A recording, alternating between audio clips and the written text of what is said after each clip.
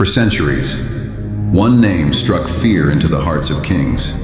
One city, a city that watched empires rise and crumble into dust. A city that emperors dreamed of owning and armies died trying to take. Because this wasn't just a city, this was Constantinople. Poised on the edge of two continents, it became the heartbeat of the world, where east met west, where ships from distant shores filled its harbors, and where emperors, merchants, and civilizations crossed paths in its streets. But wealth wasn't what made Constantinople legendary. It was something far greater. It simply would not fall. For centuries, its walls turned back every army that dared approach. Ambition came, weapons came, doctrimes of glory came, and still the city stood. To the world, Constantinople wasn't just a fortress.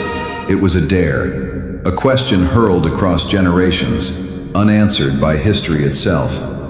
To answer that question, you must first understand why the world believed it never would. Some cities are built. This one was chosen. Chosen by geography, shaped by history, set on a blade of land where two seas meet and two continents refuse to look away from each other. Its name was Constantinople. For nearly 1,000 years, it became one of the greatest prizes of the medieval world.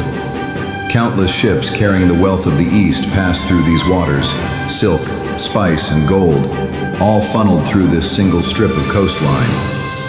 From these waters, Constantinople watched over one of the world's greatest trade routes. Pass through its gates, and the whole world greeted you at once. African gold, Chinese silk, Indian spices, 1,000 voices, 1,000 tongues, colliding in markets that never slept. This was not a city. This was the throne of the known world. But thrones don't defend themselves. Gold cannot stop a blade, and for every empire that looked at Constantinople and saw treasure, something else made them hesitate. Because this city didn't just have wealth, it had walls that generations had failed to break. And those walls would become the reason history stood still for centuries. Every conqueror who ever looked at Constantinople made the same mistake. They saw the gold, they saw the silk, they saw a prize worth dying for. What they didn't see was the fortress that would break their ambitions first. The Theodosian Walls, miles of stone, stretched across the only road into the city. Not one wall, 3 weapons stacked on top of each other. A moat first, deep enough to swallow an army's momentum whole. Then a wall. Then, looming behind it, a second wall even higher, crowned with towers, watching every angle, waiting for anyone foolish enough to get that far. Most cities give an attacker one problem to solve. Constantinople gave them 3, in a row, each one worse than the last. And still, they came. Kings, emperors, warlords, generation after generation, army after army, marching toward these stones with the same confidence, certain that this time would be different. It never was. Food ran out before the walls did. Morale broke before the stone ever did. One by one, the greatest armies of the medieval world turned around and walked away, defeated by a fortress where architecture, strategy, and determined defenders became one. After enough failures, the world stopped calling Constantinople a city. They started calling it something closer to a legend, the city that could not fall. But legends have a way of tempting the one person reckless enough to test them. But some dreams are born long before the dreamer. The world called it a fortress, impossible, unbroken, eternal. The Muslim world called it something else, a promise. Centuries before a single army marched, centuries before the city's greatest siege, the Prophet Muhammad, peace be upon him, spoke this city's fate aloud. You shall surely conquer Constantinople. What a wonderful leader will her leader be, and what a wonderful army will that army be. One sentence, destined to outlive the empires that heard it. It passed from father to son, from court to battlefield, carried by men who would live and die without ever seeing it fulfilled. Commanders, soldiers, rulers, all of them looking toward the same distant walls, not for gold, not for glory, but for a place inside that promise. Some came with the greatest armies of their age.